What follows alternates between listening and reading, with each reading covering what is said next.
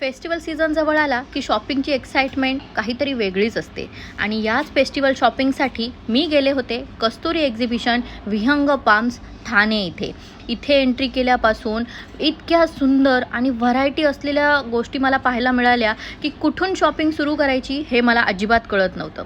सगळ्यात आधी माझं लक्ष गेलं ते ज्वेलरीकडे.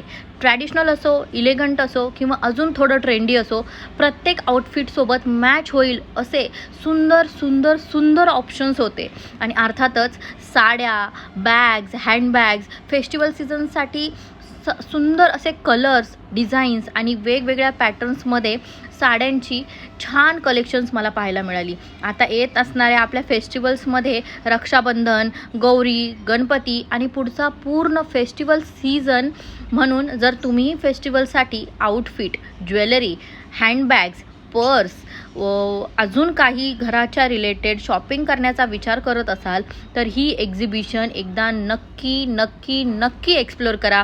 इथे फक्त ज्वेलरी आणि साडीज नाही तर अनेक स्टॉल्स, वेगवेगळ्या प्रकारच्या गोष्टी पाहायला मिळतात. अगदी लहान मुलांपासून ते आपल्या साड्यांपर्यंत इतक्या सुंदर व्हरायटी त्या प्रत्येक स्टॉलवरती दिसून आल्या.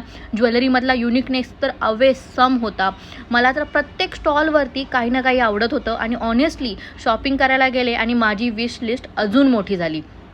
तर ठाणेमध्ये असाल आणि फेस्टिवल शॉपिंग करायची असेल तर कस्तुरी एक्झिबिशन विहंग पाम्स ठाणे वेस्ट इथे नक्की जाऊन तुम्ही शॉपिंग करा. आणि माझ्या एक्झिबिशनमधून तुम्हाला सगळ्यात जास्त काय आवडलं, ज्वेलरी, साडी की बाकीची शॉपिंग, हे मला कमेंट करून नक्की सांगा.